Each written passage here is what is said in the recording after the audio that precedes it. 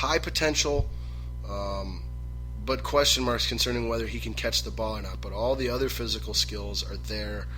And he seems to come up big with his hands in the clutch moments, so you like that. I think the other consideration here with the way this board plays out would be Corey Coleman. A little more surefire, a little more well-rounded, but I don't know that he complements Jeremy Maclin as well as Will Fuller can. But I do feel that Coleman is the better wide receiver. But alas, we go Will Fuller here, and that has Corey Coleman either going to the Panthers at 30 or falling out of the first round, which would be a shame for him and a great deal for the Titans or Browns or whoever gets him at the top of the second round there.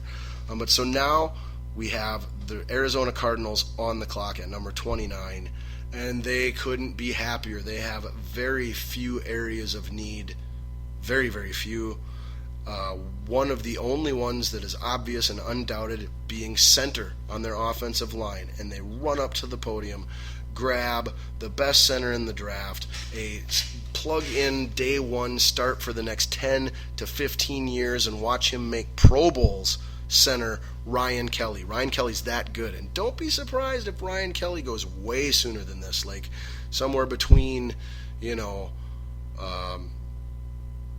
14 and anywhere from 14 on, or 15 on. Do not be surprised if Ryan Kelly's name is called. However, he's a center, so likely it won't be until pick 29. But I guarantee you, I promise you, Ryan Kelly will be drafted in the first round, the only center that will be able to say that in this year's draft, and he will go to the Arizona Cardinals if they have the chance to take him at 29, or if they have to trade up to get him. He's their guy. They have such few needs, they can trade up to get him if they have to. Ryan Kelly, Cardinals, lock it in, no doubt about it. Not just me, that's also a prediction. So we got 2 picks left. We've got the Panthers sitting at number 30, and boy, do they have needs all of a sudden. We knew from day one that they had wide receiver needs, terrible wide receivers going into the Super Bowl last year. They've got offensive tackle needs, however, the interior of their offensive line is exceptional. They could use another running back. They've got defensive needs now in the secondary with the departure of Josh Norman. So tons of needs. If they stay put here, they should take Corey Coleman based off of the wide receiver, based off of the way this board has played out. Or maybe they take a chance on a tackle like Jason Spriggs or George Affetti, something like that. However, I have them selecting the best player available. And ultimately, I think these last 2 picks of the draft, both the Panthers at 30 and the Broncos at 31, are very likely to be trades, both open to trade up and trade down, although the Panthers, I think, more likely to trade down. But they can't help it here. Whoever ends up picking 30 will end up taking Kevin Dodd, defensive end from Clemson, because he is believed by many around the league to be a top 10, for sure top 20 talent overall in the entire draft, and one of the 5 to 10 best defensive linemen, let alone a top 5 defensive end. And everybody needs pass rush, everybody needs defensive line. So you have either the Panthers taking him as the best player available, which is how they'll bill it if they keep him, or you have someone trading up to get him, coveting that, likely the Titans or the Browns. And with that, we get to our final pick of the first round, and again, running up to the podium. Couldn't be happier with how things worked out. They didn't have to make a trade. They didn't have to do nothing.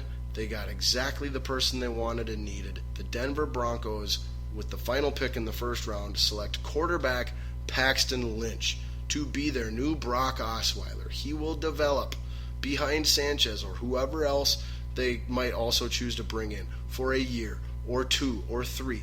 But he is the exact same mold, the exact same physical, potential, size, arm strength, everything.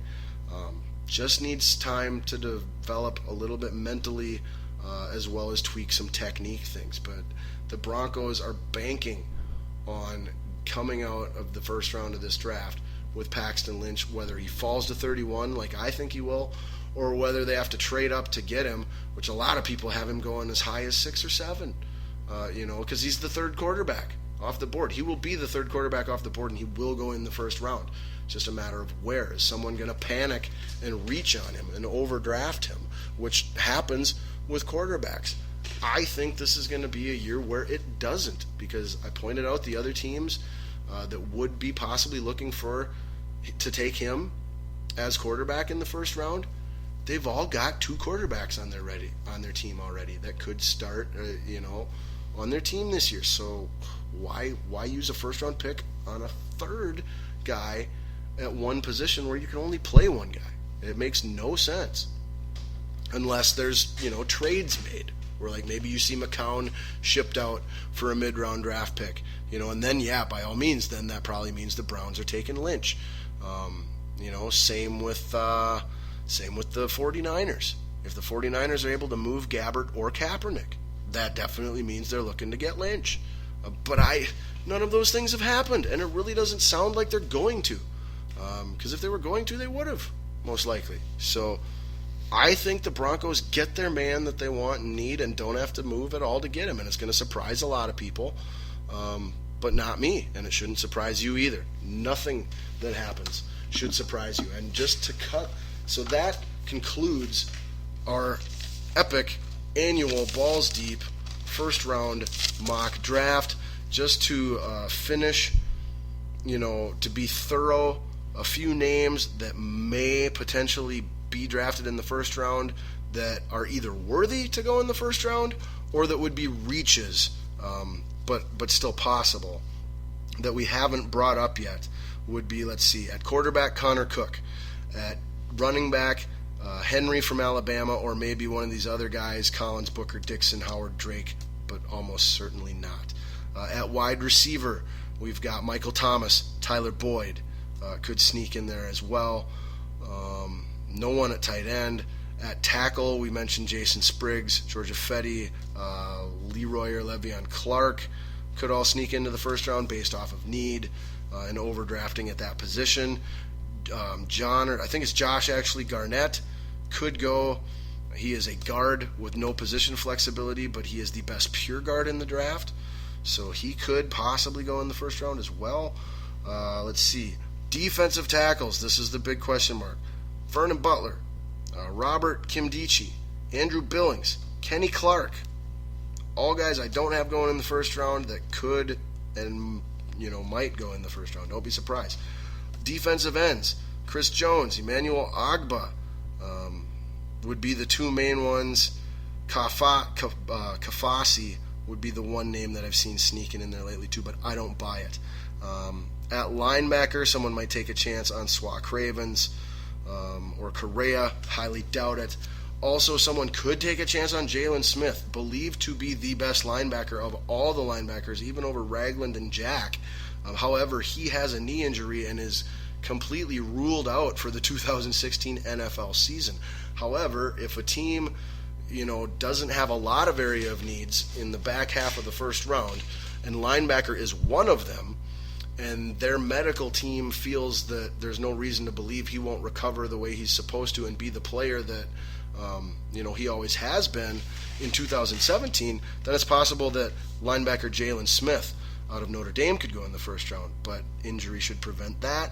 And then defensive backs, we mentioned Mackenzie Alexander could go in the first round. I think he'll maybe drop to second, though. Other ones that might get reached on would be Jalen Mills, Kendall Fuller, I believe.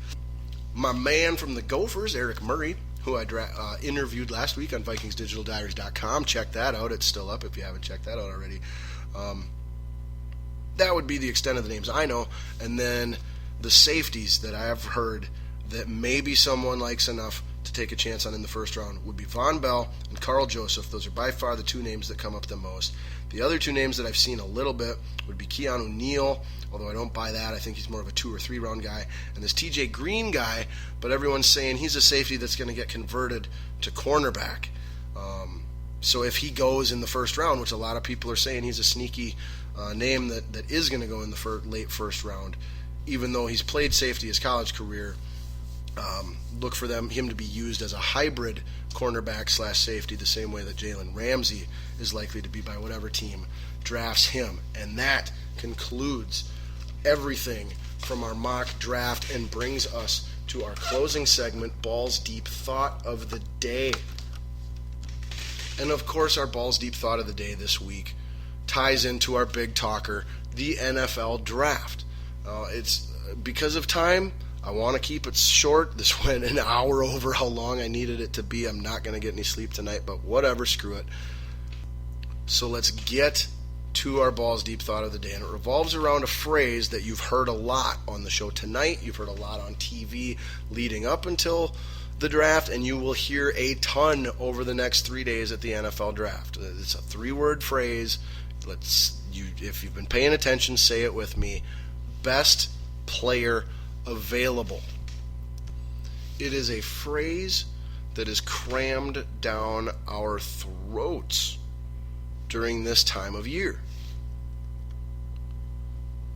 And our Balls Deep Thought of the Day is not a question like it usually is, but it is insight, it is explanation, it is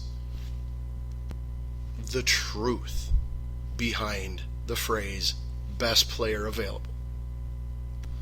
And the truth is, rarely does it literally mean those words.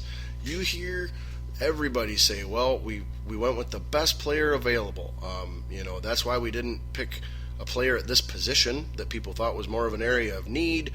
That's why we picked this guy over this guy. We picked the best player available. And this guy was, we rated them all. We look at every player in this draft. We rank them all. And he is the best player available, period, at any position in our expert opinions. Now, every once in a while, that is the case. But generally not in the first round. If you hear that in the first round with a first round pick, it better be someone picking at the bottom of the first round. Because that is the only way a first round pick and team is good enough to be able to make a pick like that in the best interest of their team. Where they don't, like an Arizona Cardinals, like a New England. Well, for this year, we'll stick with the Cardinals. Very few and specific areas of need where they can address those at other points. And they can literally just go, no, we looked at everybody at every position, and we're already stacked everywhere, so we took the best guy. Period. Like, it does happen, but that is extremely rare. And when you hear that, so now let's get to the chase. The truth of what the best player available phrase means and is it is a sales pitch, ladies and gentlemen. Best player available is a sales pitch. It is a sales pitch from the organization to sell you the decision they made. They want you to believe that the guy they chose is the best player they could have possibly chosen based off of all the information they have. That's what they want you to believe, so that whatever guy they take, you're behind it and you support it and you believe in it. And so does the team and the locker room and the players. The truth of the matter is that 9 times out of 10, when the phrase best player available is used by anyone, whether it be a GM or owner or coach, or whether it be by a TV commentator, an analyst, it is a sales pitch for the player and the selection made by the team. All right, that is it for our show this week. Man, I hope you were able to handle all 3 hours of it. I hope you found it entertaining and insightful and enjoyable. I can't tell you enough how much I enjoyed it, even though I took way too freaking long, but that's what happens here on Balls Deep Sports Talk. So thank you as always for tuning in, whether it be on SoundCloud, YouTube, or my personal favorite, the Spreaker app, or hopefully for the first time of every week, 7 o'clock on Thursday nights on glradio.net. Until next time, I am Scotty Ball. Enjoy the draft. Go Vikings. I'm out of here. Peace.